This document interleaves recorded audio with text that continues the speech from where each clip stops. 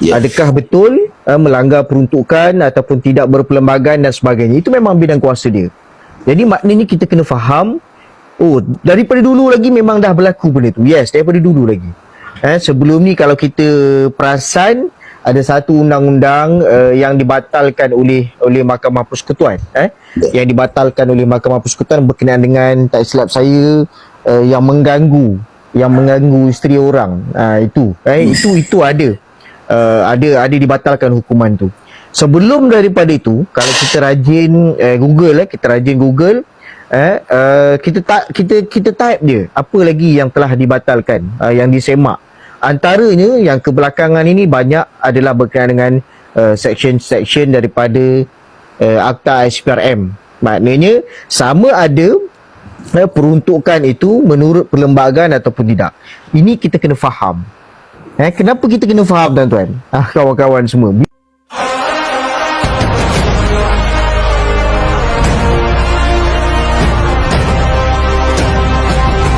Okay, itu yang benda yang kita kena faham terlebih dahululah. And then yang kedua, kenapa di awal tadi saya cakap isu undang-undang ni dia membosankan. Sebab kadang-kadang peguam ini pun sering kali melakukan kesilapan dalam memetik alasan-alasan penghakiman dalam kita gunakan untuk berhujah. Maknanya kalaulah kita peguam yang keluar masuk mahkamah pun kadang-kadang kita petik keputusan-keputusan, alasan-alasan yang tersilap. Keputusan tu betul, tetapi kita ambil dalam konteks yang berbeza. Jadi hujah kita pun akan ditolak oleh mahkamah, oleh hakim.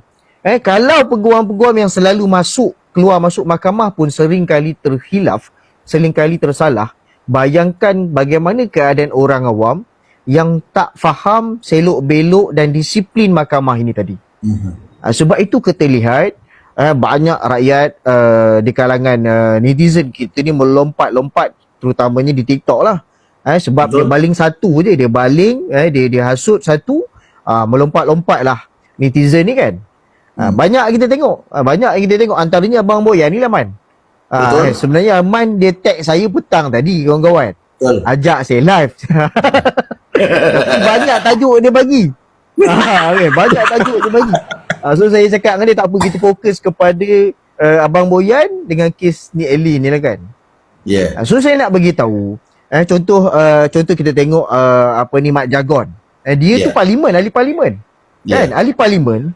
Tapi tiba-tiba dia buat komen yang bukan-bukan. Dia cuba memandai-mandai. Jadi bila kita lihat benda tu berlaku, walhal perlembagaan itu dia angkat sumpah mempertahankan. Hari pertama dia masuk parlimen, dia pegang parlimen, dia mengangkat sumpah dalam ayat itu adalah untuk mempertahankan dan menjunjung perlembagaan.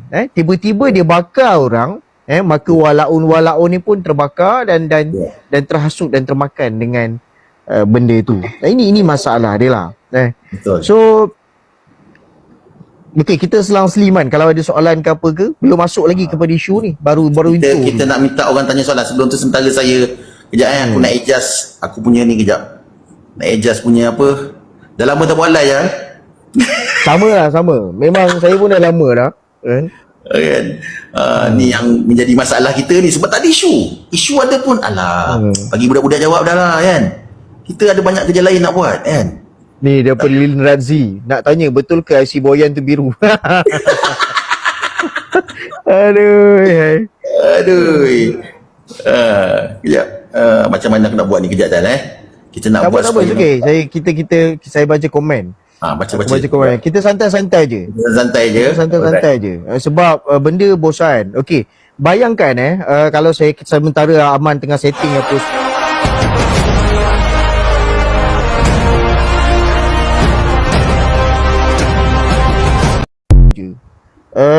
pelajar undang-undang 4 tahun di universiti, and then dia keluar, dia praktis, tambah chambering 9 bulan, lepas tu baru dapat lesen lah, call to the bar, jadi lawyer.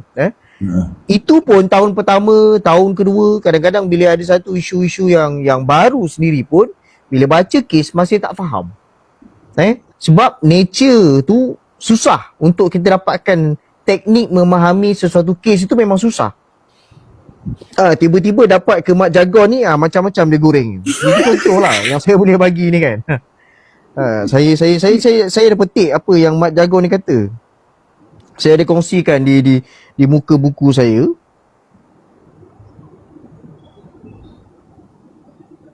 Okey. Saya tengok sekejap. Okey, ini Mak Jagon dia kata kan, ni saya kongsikan, ni tuan-tuan boleh search juga dekat muka buku dekat Facebook. Apa Wan Ahmad Faisal ni cakap? Enactment syariah tersungkur di kaki kaum Lut. Hinanya maruah kita kalau terus dibiarkan, and then dia buat hashtag Black Friday. So ini yang bila kita baca ni, kita faham dia cuba untuk menghasut pengikut dia untuk menunjukkan, pertamanya pada saya, kenapa kalau tengok 2-3 status, saya antara yang saya highlight kan adalah Wan Ahmad Faisal ni. So sepatutnya kalau ada yang nak buat laporan polis, so Wan Ahmad Faisal ni tolong masukkan sekali. Saya ulang balik apa dia tulis, kawan-kawan boleh cari juga. Dia tulis enactment syariah tersungkur di kaki kaum Lut. So kebetulan masa status ni dibuat, Mahkamah Persekutuan sedang membuat keputusan tentang kes Nick Elin. Maknanya kalau kita lihat dekat situ, secara terang-terang dia mengatakan bahawa hakim-hakim yang Amat Arif Hakim Mahkamah Persekutuan adalah terdiri daripada kaum Lut. Ini yang pertama. Yang kedua, dia kata hinanya maruah kita kalau kita terus dibiarkan. Ini yang ayat yang kedua ni yang saya katakan, bila jahil, bila bahasa baiknya jahil lah. Bahasa sempitnya kita kata bodoh lah. Bila dia tak faham disiplin mahkamah tu macam mana, maknanya dia melalut sampai macam ni lah. Hinanya maruah kita kalau terus dibiarkan. Dan dia buat hashtag Black Friday. Dan saya ada buat beberapa status berkenaan dengan Black Friday ni, boleh tengok di muka buku saya. Tuan-tuan, saya nak rumuskan betapa bodohnya Mak Jagon ni. Saya minta maaf lah, sebab dia melampau. Pada saya dia melampau. Saya nak rumuskan satu perumpamaan, satu analogi yang mudah berkenaan dengan kes Nick Elin ini. Dia memang simple.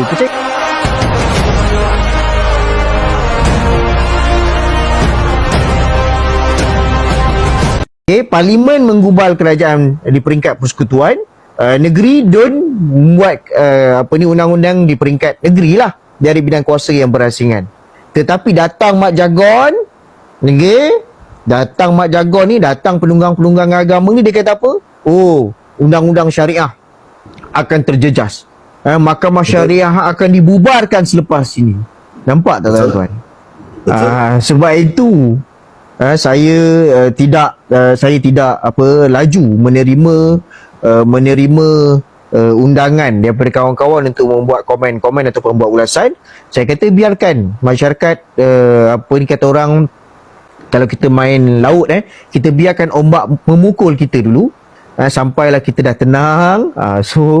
Aman ajak saya, okeylah, saya join. Dia mudah dia begitu saja tuan-tuan. Jadi saya ambil soalan-soalan. Maknanya orang tanya saya balik, betul ke semudah itu? Betul.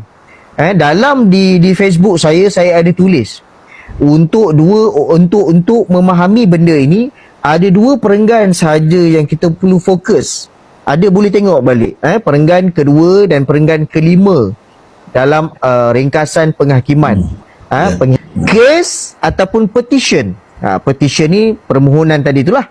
Di hadapan kami yang difailkan oleh Nick Elin Zurina binti Nick Abdul Rashid dan Tengku Yasmin Natasha, ni anak dia lah, sebagai pempetition terhadap Kerajaan Negeri Kelantan adalah, ini penting, adalah berkaitan dengan kuasa Badan Perundangan Negeri Kelantan untuk menggubal.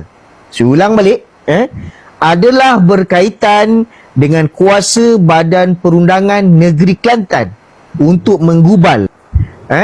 Nick Elin dia tidak datang ke mahkamah untuk membuat permohonan kepada Mahkamah Persekutuan untuk membatalkan ataupun menghapuskan mahkamah-mahkamah syariah di negeri Kelantan. Bukan juga untuk dia buat permohonan untuk menghapuskan undang-undang syariah di negeri Kelantan. Bukan. Simple tuan-tuan. Macam isu tanah surau masjid didirikan di atas tanah orang tadi. So maknanya dalam erti kata yang lain, ulasan saya adalah matlamat tidak menghalalkan cara. Betul. Okey, boleh kita nak guballah apa pun, tetapi dalam bidang kuasa kita. Kita nak mendirikan masjid, tapi kita pergi dirikan masjid di tanah orang. Salah tu. Okey. Tetapi kita faham Aman, yang kita faham isu ni amat sensitif dan dia teknikal. Sebab itu dalam status Facebook saya kata pelajar undang-undang perlu baca keseluruhan. Sebab kalau baca setakat sekerat-sekerat, dia susah untuk explain kepada orang lain. Tapi untuk orang awam, cukup sekadar itu sahaja. Tapi kalau rajin, boleh baca yang lain, kemudian tapi perlu dipandu, boleh berpandu kan kepada pihak-pihak yang mahir. Saya sambung sikit. Dia sebenarnya kalau saya punya pendapat lah, saya punya pendapat, ini memang dia orang memang cuba nak mereka satu naratif dan juga satu retorik juga dalam masa yang sama untuk menunjukkan yang bahawa kerajaan ini adalah kerajaan liberal. Kan? Kalau tak masakan Wan Ahmad Faisal, betul, saya terima kasih ucap pada Faizal, sebabnya saya pun terlepas pandang Wan Ahmad Faisal ni sepatutnya kita antara orang yang kita masukkan dalam report kita esok. Maksudnya ada dua orang, betul. Abang Boyan, betul. Dia punya proxy, dia punya mastermind dia Wan Ahmad Faisal. Sebab apa? Yes, Black Friday, semangat untuk melakukan parodi yang bukan-bukan dan kesongsangan penerimaan fakta. ini tiga perkara yang amat berat. Sebenarnya benda ini sangat bahaya sebab ini isu berkaitan dengan akidah yang pada asalnya benda ini tidak ada kaitan dengan akidah pun, tidak ada kaitan dengan agama. Tak ada kena-mengena. Dia split. Tak ada kena-mengena. Split isu Dia split isu. Betul. Dia tak ada kaitan. Kalau mungkin Aman boleh buat satu blast untuk esok, report sekali Wan Faisal ni. Sebab dia menggambarkan betapa jumutnya pemikiran ahli parlimen yang macam ni. Sedangkan engkau sebagai ahli parlimen, sebagai salah seorang yang menggubal undang-undang, mana mungkin tak faham. Kalau tak faham tu tolong bacalah. Tapi disebabkan dia nak menaikkan semangat sentimen tadi, maka dia pun melakukan hasutan-hasutan yang pada saya melampau lah. Menggelarkan enactment syariah tersungkur di kaki kaum Lut pada saya terlalu melampau, dan Wan Faisal patut disiasat dan diheret atas penghinaan mahkamah. Itu cerita.